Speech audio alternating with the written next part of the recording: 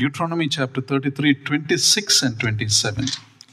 ఈ ఉదయకాలపు ధ్యానం కొరకై ద్వితీయోపదేశ కాండము 33వ అధ్యాయము 26-27 వచనాలు చూసుకుందాం. ద్వితీయోపదేశ కాండం 33వ అధ్యాయము 26-27 వచనాలు.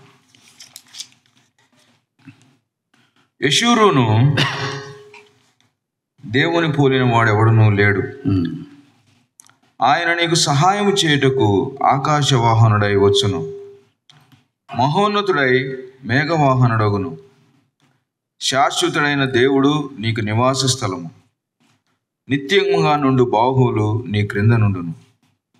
ఆయన నీ ఎదుట నుండి శత్రువును వెళ్ళగొట్టి నశింపచేయుమనెను. Here Moses is addressing the nation of Israel for the last time. This is before his death. ఇక్కడ మోషే ఇశ్రాయేలు జనాంగంతో తన నిర్గమనం కంటే ముందు, అనగా ఈ లోకయాత్రను ముగించక ముందు చివరిగా వారితో మాట్లాడుతున్నటువంటి సన్నివేశాన్ని చూస్తున్నాం. This is when someone speaks something for the last time, must give importance because sometimes it sums up their life. ఎవరైనా వారి జీవితంలో చివరిగా మాట్లాడేటువంటి మాటలు చాలా ప్రాముఖ్యతను సంతరించుకుంటాయి. ఎందుకనంటే వారు చెప్పదలుచుకున్నది ఏదో వారి జీవితం అంతట్లో జరిగిన దాని విషయం కావచ్చు, ఇక జరగవలసిన దాని విషయం కానీ చివరిలో చెప్తారు. Here Moses is telling, there is no God like the God of Jeshurun. ఇక్కడ మోషే ఏమంటున్నాడంటే, యెషూరును దేవుని పోలిన వాడు ఎవరూ లేరు. Who rides across the heavens to help you. ఇదిగో ఆయన ఆకాశవాహనుడి మేఘం మీద వస్తాడు నీకు సహాయం చేయటానికి. And this eternal God is your refuge. ఆ మహోన్నతుడైన దేవుడే నీకు ఆశ్రయం. And underneath you are his everlasting arms. ఇదిగో నిత్యముగా నుండి బాహువులు నీ క్రింద ఉండును. You know, if you read the Bible, you discover God did a lot of spectacular things for his people on the mountain tops. మనం వాక్యాన్ని ఒకసారి తలపోసుకుంటే దేవుడు అనేకమైనటువంటి గొప్ప కార్యాలను తన బిడ్డల విషయమై పర్వతముల మీద చేశాడు. On Mount Moriah, he met Abraham and Isaac and revealed himself as Jehovah Jireh. Morya పర్వతం మీద అబ్రహాము ఇస్సాకులకు దేవుడు నేనే మీకున్నాను, యెహోవా ఈరే అని తాను ప్రత్యక్షపరుచుకున్నాడు. On Mount Horeb, he spoke to Moses through the burning bush. Horeb పర్వతం మీద తన సేవకుడైన మోషేతో ఆ మండుచున్న పొదలో మాట్లాడాడు. In Mount Sinai, he gave the 10 commandments. సీనాయి పర్వతం మీద ఇదిగో ఆయన వారికి 10 ఆజ్ఞలు ఇచ్చాడు. On Mount Carmel, he sent fire from heaven in answer to prayer of Elijah and consumed the sacrifice. Carmel పర్వతం మీద ఏలియా యొక్క ప్రార్థనను విని ఇదిగో ఆకాశం నుండి అగ్నిని పంపించి ఆ యొక్క బలిని ఆయన అర్పించాడు, ఆయన దహించి వేశాడు. And here Moses is saying something else about this great God of the mountains. ఇక్కడ ఇదిగో మోషే ఆ గొప్ప దేవుడు, ఆకాశ పర్వతముల మీద గొప్ప దేవుడు ఆయన గురించి ఒక మాట చెప్తున్నాడు. He says, this God of the mountains, underneath you is his arms. ఇదిగో ఈ పర్వతాలన్నిటికీ దేవుడు ప్రభు అయినటువంటి ఆయన నీ క్రింద ఆయన హస్తములు ఉన్నాయి. That means he's not only God of the mountain, but he is God of the valley. అంటే దాని అర్థం ఏంటంటే ఆయన పర్వతాలకు మాత్రమే దేవుడు కాదు, కానీ ఆయన లోయలకు కూడా దేవుడే. He's not only God in your blessings, but he's your God when you're going through trials and difficulties and pains. ఆశీర్వాదాలు ఉన్నప్పుడే నీకు దేవుడు కాదు, కానీ నీవు శ్రమల గుండా వెళ్తున్నప్పుడు కూడా ఆయన నీకు ప్రభువే. No matter how painful and deep the valley you have to walk, God's presence is even deeper. ఇదిగో నీవు ఆ యొక్క శ్రమలు అనేటువంటి లోయ గుండా ఎంత కష్టంగా నీవు నడుస్తున్నప్పటికీ కూడా నీ క్రింద ఇంకా ఆయన బాహువులు ఉన్నాయి. You may be feeling very low and down today, but remember you can never go to any place so low that God will not be there. నీవు ఒకవేళ ఈ రోజు ఎంతో కృంగిపోయినటువంటి స్థితిలో ఉన్నావేమో, కానీ ఇదిగో నీకంటే కింద ఆయన బాహువులు ఉన్నాయి. ఆయన బాహువుల కంటే కిందగా నీవు ఎన్నడూ వెళ్ళలేవు. Because underneath you are his everlasting arms. ఎందుకనగా నీ కింద నిత్యము ఆయన బాహువులు ఉంటాయనే వాక్యం ఇక్కడ మనం చూస్తున్నాం. King David realized this in Psalm 139. కీర్తనాకారుడైనటువంటి దావీదు రాసినటువంటి దావీదు కీర్తన గ్రంథంలో 139లో ఆ మాట చెప్తున్నాడు. In 139:8-10 he says, if I ascend to the heavens, you are there. If I make my bed in the Sheol, behold, you are there. If I take the wings of the dawn, if I dwell in the remotest part of the sea, even there your hand will lead me. నేను నేను ఆకాశమునికి ఎక్కినను నీవు అక్కడను ఉన్నావు, నేను పాతాళమందు పండుకునను నీవు అక్కడను ఉన్నావు, నేను వేకువ రెక్కలు కట్టుకొని సముద్ర దిగంతములలో నివసించినను అక్కడను నీ చేయి నన్ను నడిపించును, నీ కుడి చేయి నన్ను పట్టుకొనును. Now remember, the things we learn about God in the mountaintop are different from the things we learn about God in the valley. ఒకటి గుర్తుపెట్టుకోండి, పర్వతముల మీద ప్రభువుని గురించి మనం నేర్చుకున్నటువంటి సంగతులు లోయలో మనం ప్రభు దగ్గర నేర్చుకున్నటువంటి సంగతులకు ఎంతో వ్యత్యాసం ఉన్నది. And it is in the valley that you really come close to the Lord. లోయల అనుభవంలో మనం ప్రభు దగ్గరికి ఎంతో దగ్గరగా వస్తాం. You know, on the mountaintop you see him as the God of all glory, but in the valley you see him as the God of your comfort. పర్వతముల మీద ఆయన మహిమ కలిగినటువంటి దేవునిగా చూస్తాం, కానీ లోయలలో ఆయన ఆదరించే దేవునిగా మనం చూస్తున్నాం. On the mountaintop you see him as a God who rules and reigns, but in the valley you see him as a shepherd who walks beside you. పర్వతముల మీద ఆయన రాజ్యాధికారం కలిగినటువంటి రాజుగా మనం చూస్తాం, కానీ లోయలలో ఆయన మన కాపరిగా మన సేద తీర్చేటువంటి వారిగా మనం చూస్తుంటాం. On the mountaintop you see him as an all powerful God, but in the valley you see him as your father.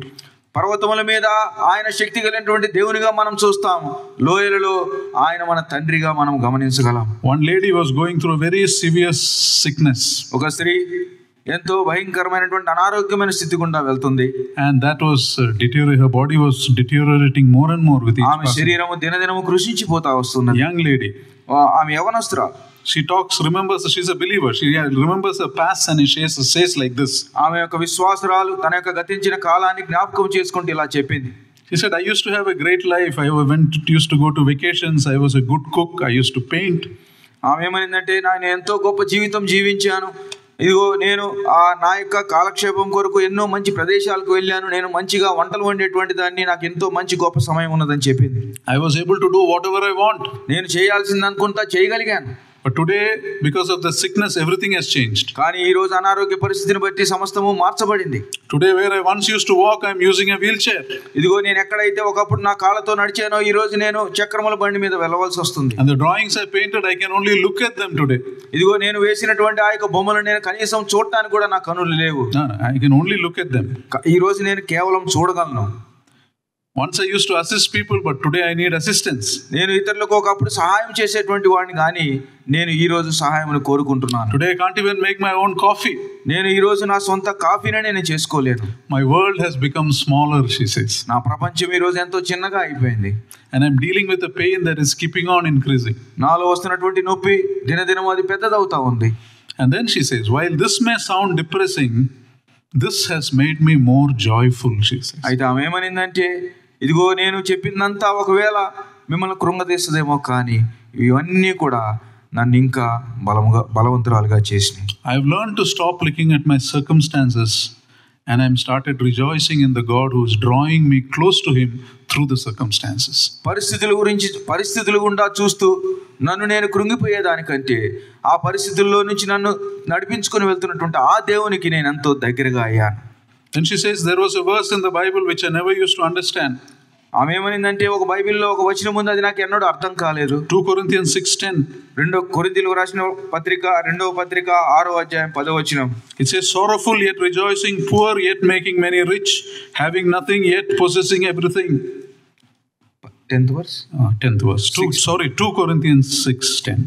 కొరింథీయులకు రాసిన 2వ పత్రిక 6వ అధ్యాయం 10వ వచనంలో ఏమనుందనంటే, ఘనతల వలనను సుకీర్తి దుష్కీర్తుల వలనను దేవుని పరిచారకులమైనండి అన్ని స్థితులలో మమ్మును మేమే మెప్పించుకొనుచున్నాము. She takes this verse and says, years ago when I read this verse, it looked good in theory but impossible to practice. ఆమె ఏమనిందనంటే, కొన్ని కాలము కిందట ఈ యొక్క వచనం చదువుకుంటున్నప్పుడు నాకు అర్థం కాలేదు, కానీ ఇప్పుడు నేను ప్రయోగాత్మకంగా దీని నుంచి వెళ్తున్నాను. Years back I couldn't understand joy and sorrow coexisting. చాలా కాలం కిందట దుఃఖము సంతోషము రెండు కలిసి ఉంటాయి అనేది నాకు అనుభవంలో నేను చూడలేదు. Because by definition a sorrowful person cannot be a joyful person.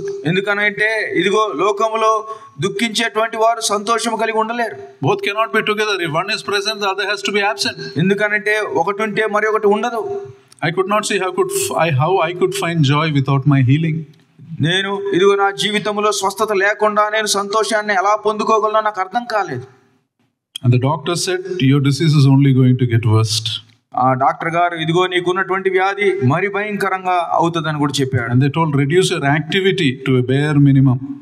నువ్వు చేసేటువంటి క్రియలన్నింటినీ కూడా ఎంత తక్కువగా చేయగలిగితే అంత మంచిది. So that you won't overuse your arms and legs. అలాగే నీ కాళ్ళు చేతుల్ని ఎక్కువగా వాడకుండా నువ్వు జాగ్రత్త పడు. So therefore I was forced to make difficult choices daily. కాబట్టి దినము కూడా కష్టమైనటువంటి ఆ యొక్క నిర్ణయాలు నేను జీవితంలో తీసుకోవాలి. Every day new loss used to happen. New loss used to happen every day. ప్రతి దినము కూడా కొత్త నేను ఎంతో నష్టం కొత్తగా నేను అనుదినము నష్టము భరిస్తా వచ్చాను.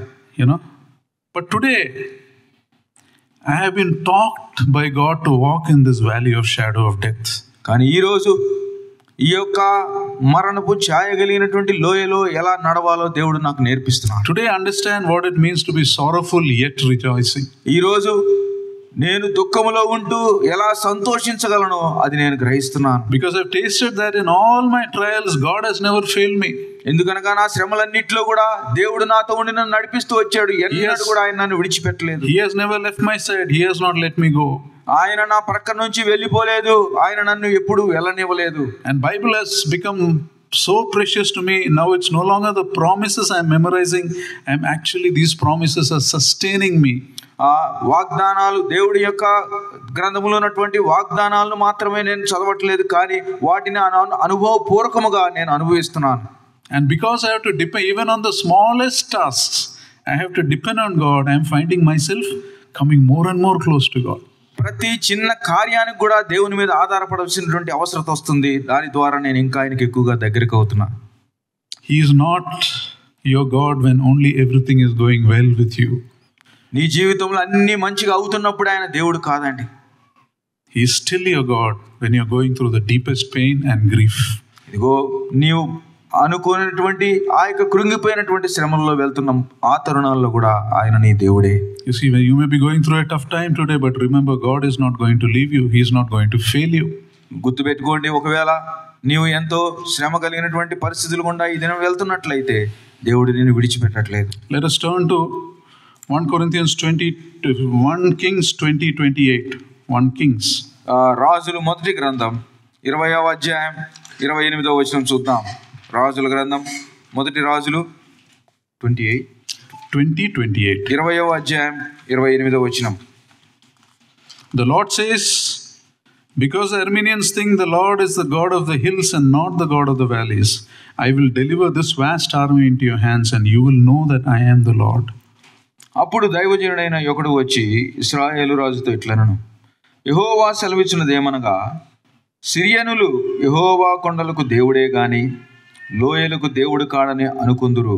అయితే నేను యెహోవానై ఉన్నానని మీరు తెలుసుకున్నట్లు ఈ గొప్ప సమూహం అంతయు నీ చేతికి అప్పగించేదను. The background is this: Israelites had defeated the army of King Ben-Hadad on top of a mountain. దీనికి ముందు మనం ఆలోచించాల్సింది ఏంటంటే, ఇశ్రాయేలీయులు బెన్హదదును అతని సైన్యాన్ని అంతటిని కూడా ఆ యొక్క కొండ మీద వారు జయించారు. So one of Ben-Hadad's assistants come and tell him, their God is the God of the hills. That is why they are stronger than us. We will fight them in the valleys and we will defeat them. ఆ బెన్హదదు దగ్గర ఉన్నటువంటి ఒక సేవకుడు ఏమన్నాడంటే, వారి దేవుడు పర్వతములకు దేవుడు, అందుకే అక్కడ వారు నిన్ను జయించారు. మనం వెళ్ళి లోయలో యుద్ధం చేద్దాం, అక్కడ మనం వారిని జయించవచ్చు అని చెప్పాడు. So Ben-Hadad attacks the Israelites in the valley. అప్పుడు ఈ సమయంలో ఈ పరిస్థితుల్లో బెన్హదదు ఇశ్రాయేలీయులను ఆ యొక్క లోయలో వారి యుద్ధానికి పూనుకున్నాడు. And here God is giving the answer to the Israelites. They think I am the God of the mountains and not the God of the valley. ఇదిగో ఇక్కడ ఇశ్రాయేలులతో దేవుడు సమాధానం ఇస్తున్నాడు. ఇదిగో వారు నేను కొండలకు దేవుడినే గాని లోయలకు దేవుడు కాడని అనుకొందరు. అయితే నేను యెహోవానని తెలుసుకున్నట్లు ఈ రోజు ఈ కార్యం చేస్తాను. I will allow you to defeat them and show that I am the God of both.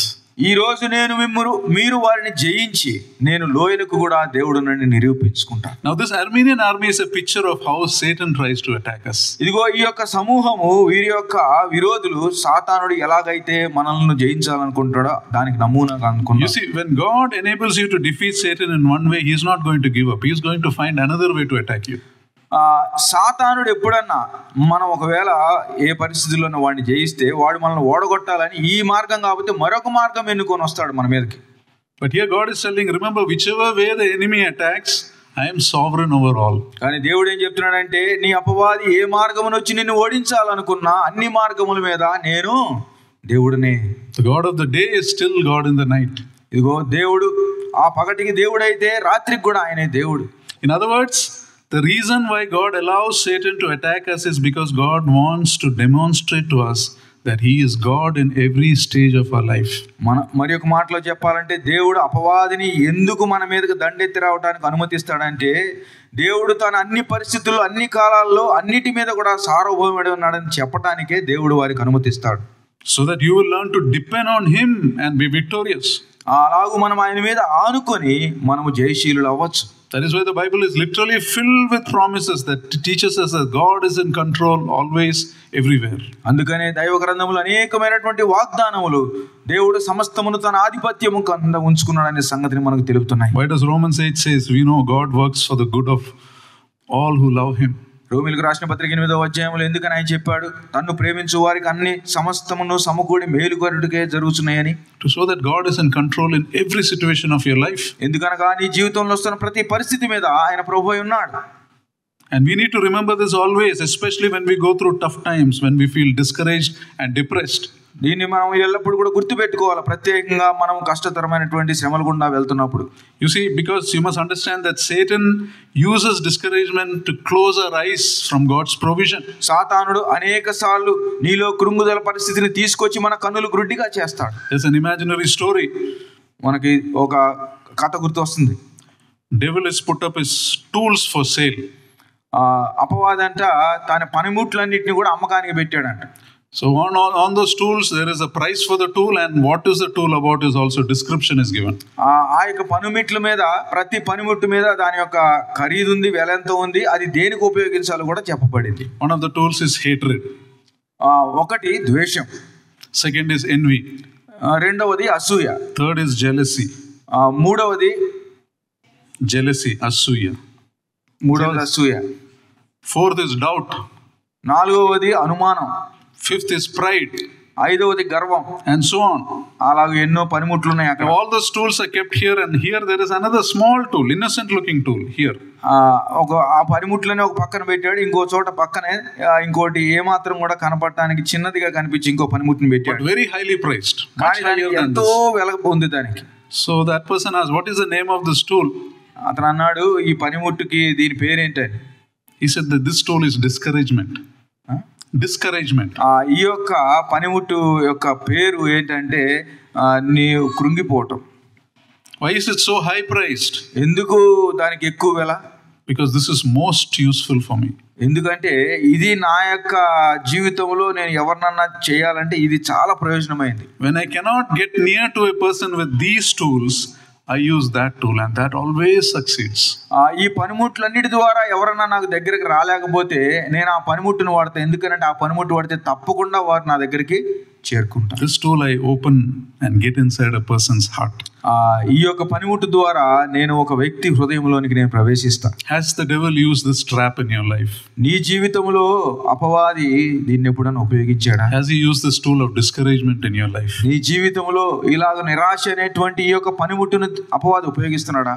You see, as believers, our victory begins when understanding that God has promised you victory in every situation of your life. విశ్వాసులుగా దేవుడు మన జీవితంలో ప్రతి దాని మీద ఆయన ప్రభువై ఉన్నాడనే సంగతిని సత్యాన్ని మనం ఎరిగితే అప్పుడు మాత్రమే మనము జయ జీవితం జీవించగలం. Romans 8:37 says, "No, in all these things you are more than conquerors through him who loved us." రోమీయులకు రాసిన పత్రికలో చూసినట్లయితే వీటన్నిటి మీద మనం అధికముగా విజయవంతులం. ఎందుకంటే మనలో ఉన్నవాడు లోకములో ఉన్నవాని కంటే బలవంతుడు కాబట్టి, లోకమును జయించిన వాడు. The people of Israel believed God is with them, and they enjoyed a tremendous victory in their life. ఇశ్రాయేలీయులు దేవుడు వారితో ఉన్నాడన్న సంగతిని నమ్మి వారి జీవితంలో ఎన్నో వాళ్ళు విజయాలు సాధించారు. And God desires that each one of us should come to this place. అలాగూ మనందరం కూడా దేవుడు అలాగూ విజయవంతులుగా ఇక్కడికి రావాలనే దేవుని ఆశ. He wants us to come to that place where we realize that God is God regardless of what you're going through. ఆయన ఇదిగో నీవు ఎటువంటి పరిస్థితులు గుండా వెళ్తున్నా ఆయన దేవుడే గాని మరి ఏది కాదు ఆయన గుర్తు. He wants us to take our eyes off our fears and worries and learn to look at him. మనలో ఉన్నటువంటి భయాలు, ఆందోళనలు తీసివేసి ఆయన మీద మనం దృష్టి పెట్టాలి. He is the author and finisher of our faith. Hebrews 12:2 says.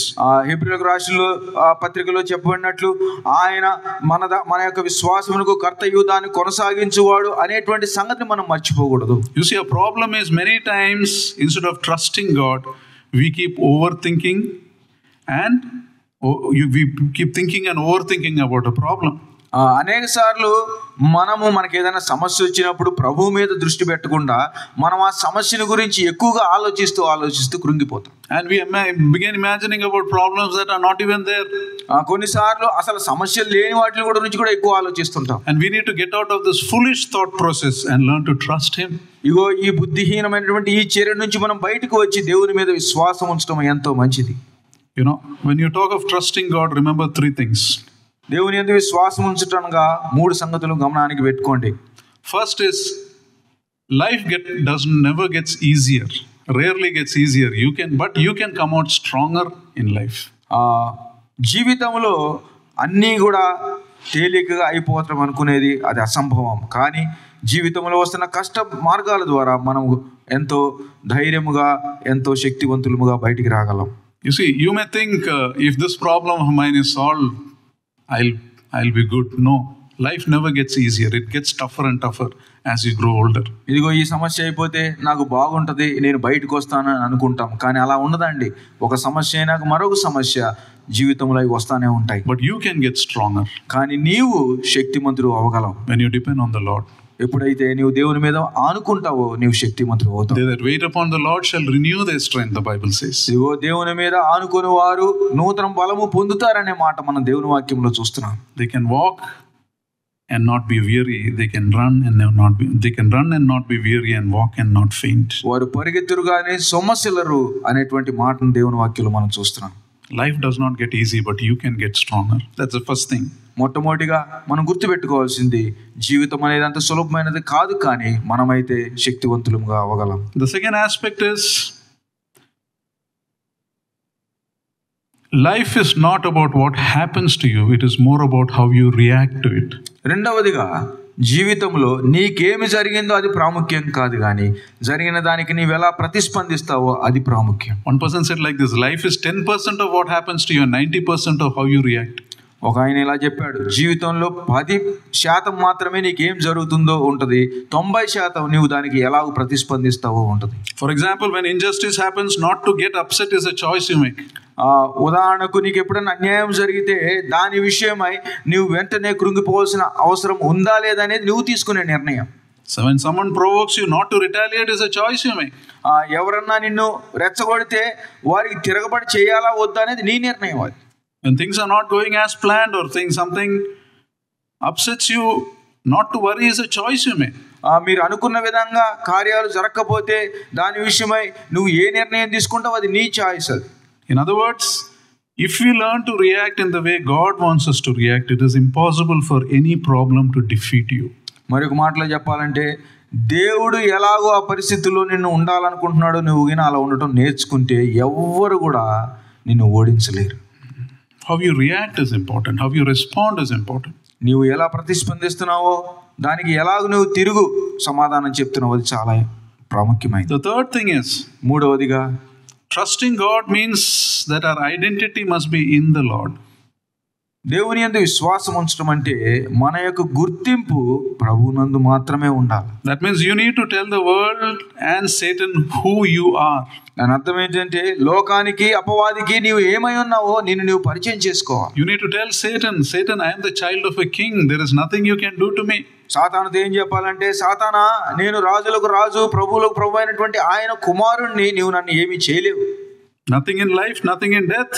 ఇదిగో ఈ జీవితంలో కానీ భూమి మీద కానీ నువ్వు నన్ను ఏమీ చేయలేవు. Because if you don't tell Satan who you are, then he will tell you who you are. నువ్వు ఒకవేళ సాతానికి నిన్ను నువ్వు ఎవరో పరిచయం చేసుకోకపోతే వాడు నీకు పరిచయం చేసుకుంటాడు. And the world will tell you what you should become. అప్పుడు ప్రపంచం కూడా చెప్పిద్ది నువ్వేమవ్వాలో. And that is where you get sucked into the pattern of the world. అలాగని లోక మర్యాదలకు మనం అనుసరించి వెళ్ళిపోతాం. And we become part of the rat race. అలాగూ ఇక ఎలకల పందెంలో మనం ఉంటాం. To escape that identity must always be in the Lord. కాబట్టి దాన్ని తప్పించుకొని వెళ్ళాలంటే మనం ఎల్లప్పుడూ కూడా ప్రభు సన్నిధిలో ఉండాలి. We must never forget that He is God in every situation of my life. మన జీవితంలో ఉన్న ప్రతి పరిస్థితికి కూడా ఆయన ప్రభు అనే సంగతిని మనం ఎన్నడూ మర్చిపోకూడదు. And thinking like that removes all our fears and anxieties. అలాగ మనము ఇప్పుడు ఆలోచిస్తే మనలో ఉన్నటువంటి ఆందోళనలు, మనలో ఉన్నటువంటి ఆ వేదనలన్నీ కూడా తప్పిపోతాయి. You see, the situation around you might be upsetting, but it needn't upset you. ఇదిగో నీ చుట్టూ ఉన్న పరిస్థితులు ఒకవేళ నేను తారుమారు చేసేవిగా ఉండవచ్చేమో కానీ నువ్వు తారుమారు అవ్వాల్సిన అవసరము లేదు. I was sharing in one of our prayers last couple of weeks when we went to Davangere, and when we were coming back, we came back in a small plane. It was a smaller plane than the usual plane. కొన్ని వారాల కిందట దావణగిరి వెళ్ళి వస్తున్నప్పుడు ఒక చిన్న అది మేము వచ్చినటువంటి ఆ యొక్క విమానం చాలా చిన్నది. And the weather was bad. That is why that plane was changed and things got delayed. వస్తున్నప్పుడు వాతావరణము సరిగా లేదు కాబట్టి ఆ విమానం ఆలస్యమైంది, కొంత టర్బులెన్స్ కూడా ఉంది. And when we were hit by the turbulence, one thought that came to me was, am I going to die in this crash? ఆ యొక్క టర్బులెన్స్లో అయినప్పుడు సహోదరులకు ఒక ఆలోచన వచ్చింది ఏంటంటే దీనివల్ల ఒకవేళ మరణం సంభవిస్తుందా. By God's grace I was not very afraid, but I was tense because I used to make 3 prayers for a long time in my life.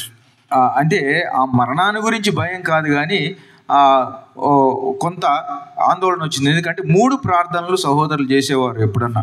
Me and Janice, we were there, and about 10 of us were there in the plane, Cornerstone. మన సంఘంలోంచి దాదాపుగా 10 మంది ఆ విమానంలో మేము ఉన్నాం. And the 3 prayers I used to make was, first is 3 ప్రార్థనలు సహోదరులు ఏం చేసేవారంటే, మొట్టమొదటిది, first, Lord, if it is your will, may we not be a trouble for people at our old age, may we not get bedridden, may we not have to depend on people. That was one prayer I used to make. ప్రభువా, వయస్సు మించినప్పుడు మేము ఇతరులకు భారంగా ఉండకుండా ఉండేదానికి చెయ్యి. అది ఒకటి ప్రార్థన. The second prayer was, many of you may make this, we said, may we die together so that one of us won't have to handle life alone. రెండవ ప్రార్థన ఏంటంటే, చనిపోతే ఇద్దరము కలిసి చనిపోవాలా, అలాగూ ఒకరు లేకుండా ఒకరు భారం భరించాల్సినటువంటి అవసరం లేకుండా. And the third prayer was a little crazy prayer, but I'll tell you why I prayed. మూడవది వింతగా ఉంటుంది, కానీ ఎందుకు ఈ ప్రార్థన చేసినా కూడా చెప్తాను. My prayer was, if it is your will, may our bodies not be found. ఒకవేళ నీ చిత్తమైతే మా యొక్క దేహాలు కనబడకుండా పోయేటట్టు అలాగ చెయ్యి. The reason why I prayed this was, after our death should not be a headache for someone, keeping the body 2 days in one place, finding a graveyard, digging and all. Why go through that trouble for people? ఎందుకనంటే ఇదిగో చనిపోయినాక మా యొక్క దేహాలు పెట్టేదానికి ఎక్కడ సమాధుల్లో ఖాళీ ఉంది, ఎక్కడ తవ్వుకోవాలి, ఎన్ని సమస్య లేకుండా ఉండేదానికి. So when the turbulence hit the aeroplane, my first thought was, is the Lord answering those prayers? కాబట్టి ఈ యొక్క విమానము ఇలాగ టర్బులెన్స్ అవుతున్నప్పుడు ఒకవేళ దేవుడు నా ప్రార్థన ఆలకిస్తున్నాడేమో అనేటువంటి ఆలోచన. If the plane crashed, all 3 prayers get answered in one shot. ఇదిగో ఈ యొక్క విమానం ఇలాగ అయితే మొత్తం 3 ప్రార్థనలు కూడా ఒకసారి అయిపోతాయి. Then one more thought came. మరి ఒక ఆలోచన వచ్చింది. That thought was, are you ready to die? చావుకు సిద్ధంగా ఉన్నానా? Thought for some time. Yeah, I thought for some time, I struggled with those thoughts, and then after some time I said, Lord, I am ready. కొంతవరకు దాని విషయమై సంశయించిన, ప్రభువా నేను సిద్ధంగా ఉన్నానని చెప్పుకున్నా. Given a choice, I want to be with you and not here. ఒకవేళ అవకాశం వస్తే దేవా నీతో ఉండటం మంచిది కానీ ఈ భూలోకంలో ఉండటం మంచిది కాదు. And what gave me that confidence to say that prayer was this verse, underneath you are everlasting arms. ఇదిగో ఆ సమయంలో దేవుడు ఇదిగో నా బాహువులు నీ కింద ఉన్నాయి అనేటువంటి ఆ యొక్క వచనం గుర్తుకొచ్చింది. There is no one like the God of Jeshurun who rides through the heavens. యెషూరును నీ దేవుడు వంటి వారు ఎవరు లేరు, ఆకాశ మేఘారూరుడు ఆయన వచ్చుచున్నాడు, నీ కింద ఆయన బాహువులు ఉన్నాయి. To come and save you. ఇదిగో నీకు వచ్చి ఆయన నీకు సహాయం చేస్తాడు. You see, I am not a brave person. And the reason I feel brave sometimes is because God has protected me from the things that terrify me.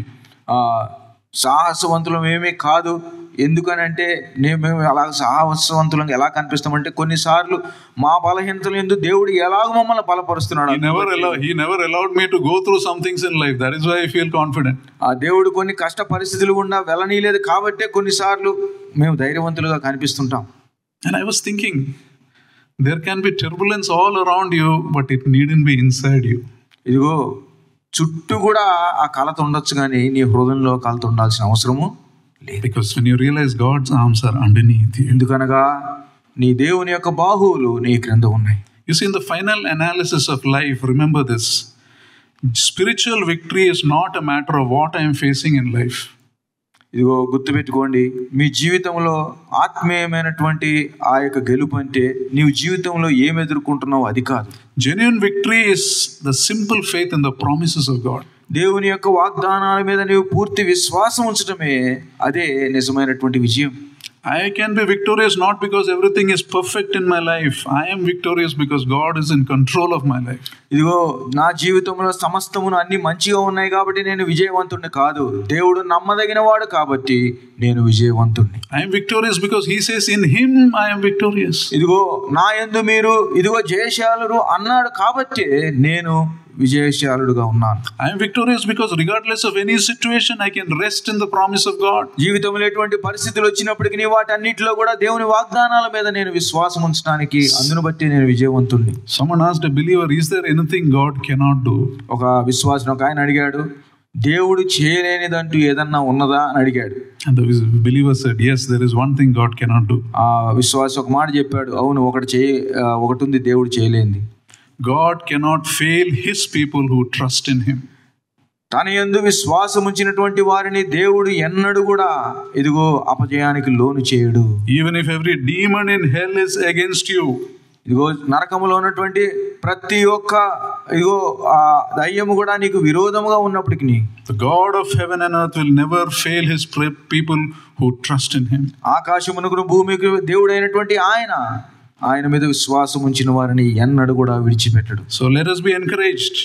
కాబట్టి ఉదయ కాలమందు ఆదరింపబడదాం. We may be going through a dark period in our life, but remember the God of the day is still God in the night. మనం ఒకవేళ చీకటి మార్గము గుండా వెళ్తున్నట్లయితే ఇదిగో పగటికి దేవుడైనటువంటి వాడు మనతో ఉన్నాడనేది జ్ఞాపకం చేసుకుందాం. And let us also be grateful for our difficulties and challenges because they hold great blessings if we have the right attitude in facing them.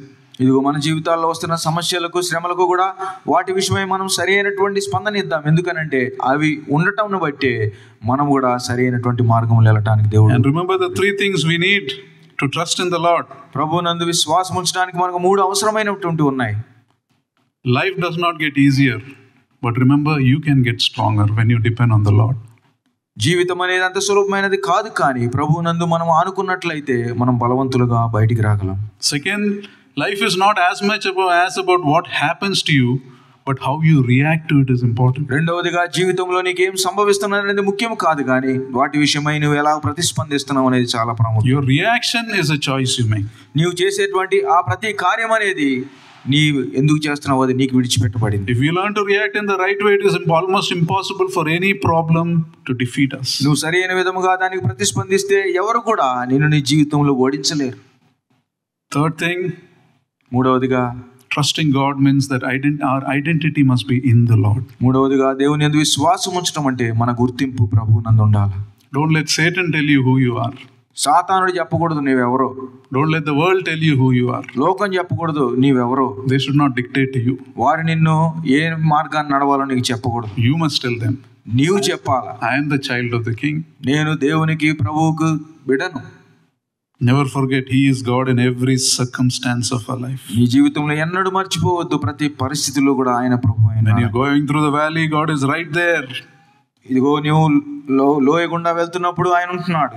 That is why David says he's a very present help in times of trouble. అందుకనే దావీదు కీర్తనాకారుడు అన్నాడు, నా ప్రతి విపత్కాలమైనటువంటి ఆపత్కాలంలో ఆయన నమ్మదగినటువంటి సహాయకుడు. And those who trust in this Lord, as they grow older, they will become more and more gracious, more and more confident in life. యేసుక్రీస్తు వారి యందు విశ్వాసం ఉంచి ఆయన మీద నమ్మకం ఉండి ఆయన మీద ఆనుకున్న వారు వయస్సు గతించే కొద్దీ కృపాసహితులుగా ఎంతో ఔదార్యము కలిగినటువంటి వారిగా వారు తయారవుతారు. Sadly, many Christians I see, as they grow older, they are not like what they were before. విచారకరం ఏంటంటే చాలా మంది క్రైస్తవులు అనేటువంటి వారు వారి వయసులో పెరుగుతున్న కొద్దీ ఒకప్పుడు ఉన్నట్టు వారు ఉండట్లేదు. They become more suspicious, they become more fearful, they begin trusting in common sense more than faith in God. వారు అనుమానస్తులుగా తయారవుతున్నారు. వారు ప్రతి చిన్నదానికి కూడా అనుమానం చేసుకుంటారు. తర్వాత వారి యొక్క మనస్సు లేదా లోకాచారమైన జ్ఞానం మీద వారు ఎక్కువ డిపెండ్ అవుతుంటారు. They don't trust people. వారు ఇతరులను నమ్మరు. There are some people who don't trust their own children. వారి సొంత బిడ్డల్ని వారు నమ్మరు. There are reasons for that also. But see, when you come closer to the Lord, it's different. గుర్తుపెట్టుకోండి, మనం ప్రభు దగ్గరకు వస్తున్నప్పుడు అంతా కూడా వేరేగా ఉంటుంది. You detach yourself from everything and attach yourself to God.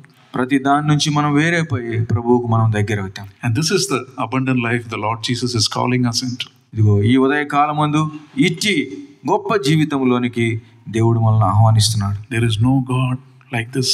ఇదిగో ఇటువంటి దేవుడు ఎవరు లేరు. Who rides across the heavens to help you. ఆయన ఆకాశం మేఘారూఢుడై మనకు సహాయం చేయడానికి వస్తాడు. Let us trust in this God. ఇటువంటి దేవుని యందు మనం నమ్మకం ఉంచుదాం. Let us pray. ప్రార్థన చేసుకుందాం. Father, we thank you for this time you have given us. Thank you for your precious word that reminds us that in every situation of our life you are there and you are sovereign. Teach us, open our eyes to see you above our circumstances. Like when David faced Goliath, he saw a God who's bigger than his Goliath, and therefore he could defeat when Israel was running in fear. And may that be a confidence, Lord.